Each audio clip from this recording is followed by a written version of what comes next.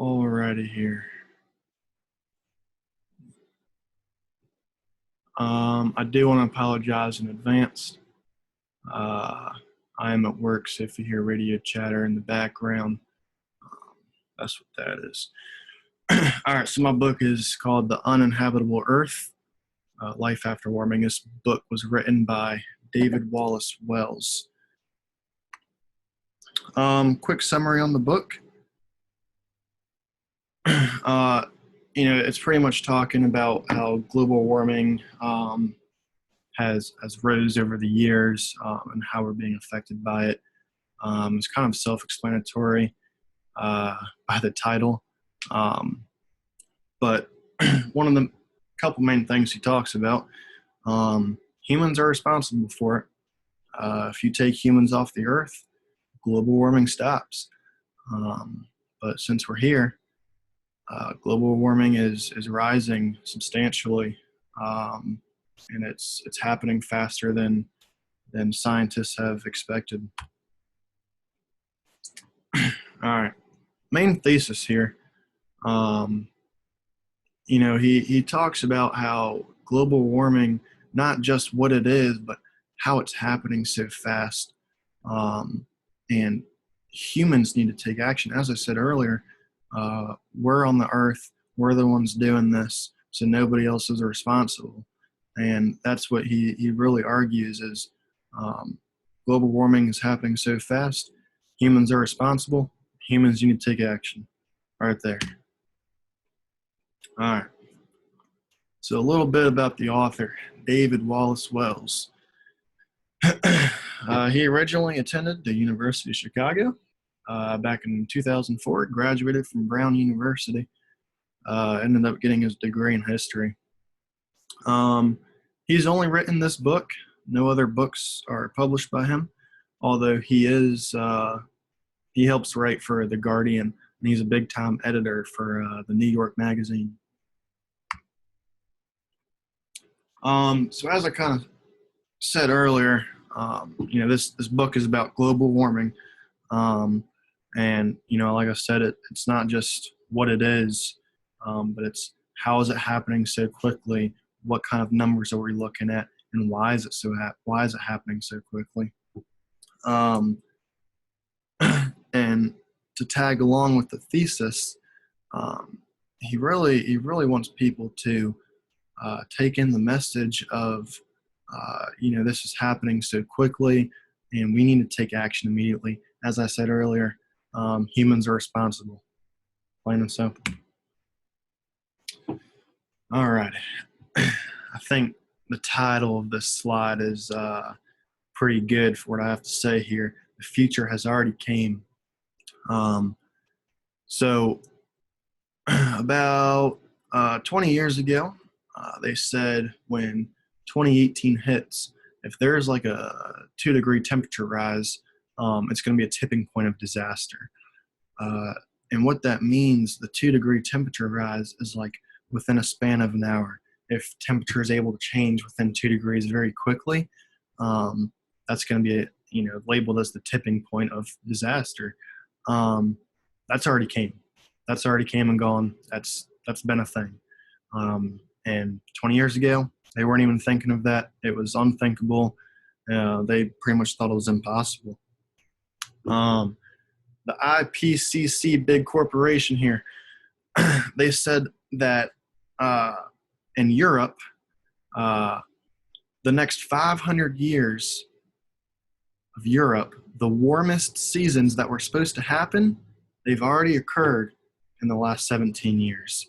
Let that sink in here, because that's why I labeled this slide here, the future has already came, right?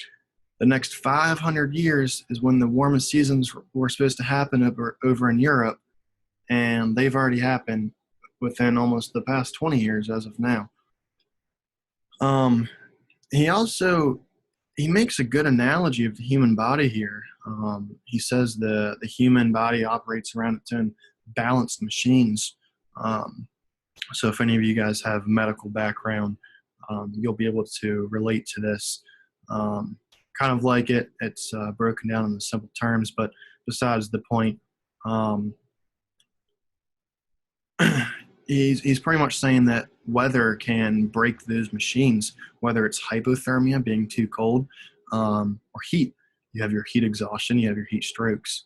Um, heat strokes they're increasing year by year. You got more people populating the country. You got more people participating in athletics. Uh, there's more people dropping dead because of heat strokes, and year by year it's increasing by approximately 5%, the death toll there. So uh, besides the point of that, educate yourselves on heat strokes and know the signs and symptoms. Save a life. All right. Who's impacted here? So obviously humans are going to be impacted. The earth is going to be impacted. There's kind of a direct correlation there, right? But what we're looking at here is the location of what's going to be impacted. So pretty much what he's saying here is the countries emitting the most carbon will not be the most affected. So that's pretty much like someone else taking the hit for you, right? So break it down into smaller terms. If Virginia is emitting the most carbon, Maryland could be the most affected. I wanted to add this bullet point in here, this next one here, because I think it's important to avoid any confusion.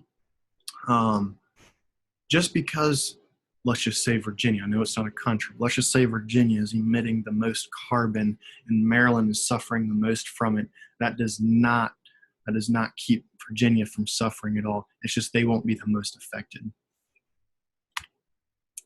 The outcome, man, it's simple. One bullet point. There's not going to be any science, no theories, no graphs, none of that stuff. Strictly human activity. What are the humans doing? That's going to be the outcome. If the humans decide to take action, all right, we should see a good outcome. But if the humans decide to say screw it and not educate themselves and go about their normal lives how they've been doing it for the past while, then global warming is going to continue to increase.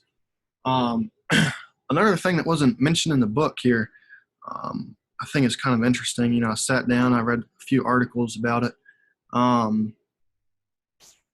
In the Bible, and granted, I'm not an expert in religion.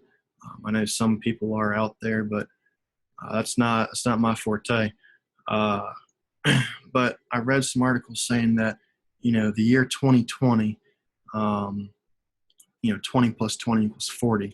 And there's multiple correlations between God and 40 days. Many events or activities that lasted 40 days that are in the Bible. And it's kind of neat to see because I saw some studies done on the Earth's atmosphere and how it's improved, how rivers are becoming more clear, how the overall air is just improving, and that's all because we've been quarantined. Granted, it's lasted longer than 40 days, but within those 40 days, it's cleaned up quite a bit. And I also saw something about the ozone layer improving, but I'm not too sure about that because I heard before once it gets destroyed, it's pretty much destroyed. There's no healing it. So I don't know. Again, I'm not an expertise in that area. But yeah, so the questions I have for you is, and I'm going to read right from this PowerPoint here. Have you recognized the impact of global warming? And if you have you taken any action towards it? Second question, do you think that the quarantine has helped with the atmosphere's overall well-being, as I stated earlier? Do you think that, keeping people inside and less cars are being driven around, and do you think all of that is helping out? But yeah, that's all I got for you here. I'm going to go ahead and figure out how to stop this thing. There we go.